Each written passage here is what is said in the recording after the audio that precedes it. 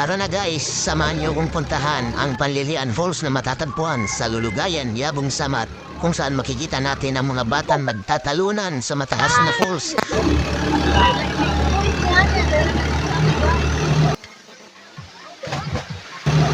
Alright, let's go!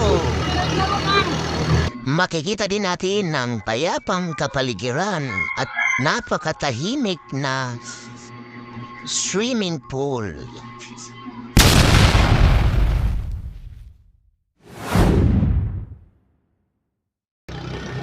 Sa umpisa ay sumakay kami ng tricycle.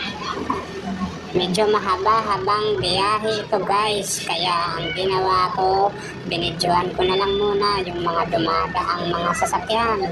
Habang kami ay nagta-travel guys. Sobrang layo ng biyahe namin. Kaya ang ginawa ko, nag-video na lang ako ng nag-video habang kami ay tumatakbo. So ayan na nga guys, nagta-travel na nga kami papunta doon sa Lulugayan, kung saan nandun daw ang isang falls na tinatawag nilang Panlilian Falls. Ayan na nga guys, no, patuloy ang aming paglalakbay at nasa bandang crossing na kami ng Barangay Catalina, Yabong Samar, nang biglang may malaking truck na dumaan. Muntik na kaming mabangga mga guys. At ito na nga at lumiko na kami pakaliwa. At papasok na kami papunta kung saan ang aming pupuntahan. Yun ay ang Lulugayan. At ito na nga guys, ang ganda ng kapaligiran dito. Tahimik na tahimik. Malayo sa mga marites. Malayo sa mga chismax. Malayo sa mga chismosa. Ayan na nga guys, patuloy pa rin kaming naglalakbay. Napakalayo na ng nilalakbay namin guys. Sobrang layo pala nitong Lulugayan na to. First time ko to makapaglakbay dito guys. Ngayon pa lang ako makakarating dito. At ito na nga, tinulak pa namin yung sinasakyan namin dahil matarik ang kalsada. At sa wakas, nakarating na nga kami kung saan bababa kami, maglalakad kami ng mga ilang metro din ang layo. Pababa ito guys ng bundok. Medyo madulas ang daanan guys, kaya mag-iingat tayo. Sobrang hirap ng daan dito guys. Hindi ko alam kung maganda ba itong pupuntahan namin. Kaya yung mga kasama ko napapagod na dahil mga senior citizen na. Ayan na nga guys, no. Naglalakad na kami pababa kung saan nandoon daw ang isang Panlilian Falls kung tawagin nila. At ito na nga guys, no, first time kong makarating dito. Nilalakad na namin ang daan papunta doon sa Panlilian Falls. At tumatakbo na nga, ayan na nga, muntik pang madulas guys, no. Ayun na nga, ayan, patuloy kami sa paglalakad. At ito na, malapit na yata kami dahil nakikita ko na ang mga taniman ng mga, sa tingin ko, mga mga gulay ang mga pananim dito guys. Malapit na kami kasi marami ng mga tanim na gulay dito.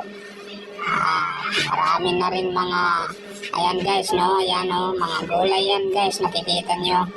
Meron dyan mga puno ng parang halaman yan na na talong at saka mga ampalaya. Ayan guys, no. So ayun, nagpatuloy kami sa paglalakad. Ayan guys, oh, mga pananim nila, oh. Ang lawak ng taniman nila dito ng talong guys, oh. Sobrang dami ng tanim nilang talong. Ayan na nga, oh. At ito na nga, patuloy kami sa paglalakad mga idol. Ito na nga, pasok na kami sa gate. At sa wakas, nakarating din kami.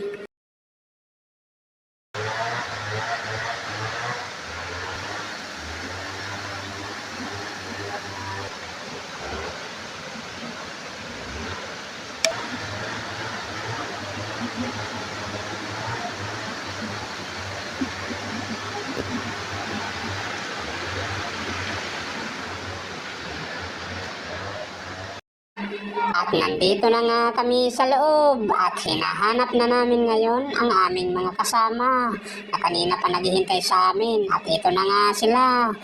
Hinahanap namin at nakita namin nandito na pala sila.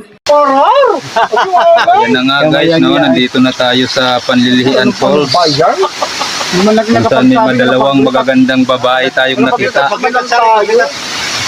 Ha? Hindi natin ito napaghandaan. Ang ganda ng view May guys. Oh. vlogger pala tayong kasampo. Ito yung tumukulpo dito. Ganda oh. Ha? Oh, may mikrofon na dito. Oh my. Ayun na hala. Ayaw naman ikaw Ganda. ito nga amon dito. Ano mo araw ka rin ano? Medyo na na. Di ba kami madala ko Kung tayo? wala kamong mga abitan naman ngayon. Diba? Diba mo dito? Bakit kami? Oo. Ano ka ba? Nagkakot ka mo ba? Amo nang baro. Makikita po natin sa likod ko ang isang bahagi ng falls. Ito yung unang falls. Ayan, nasa likod ko.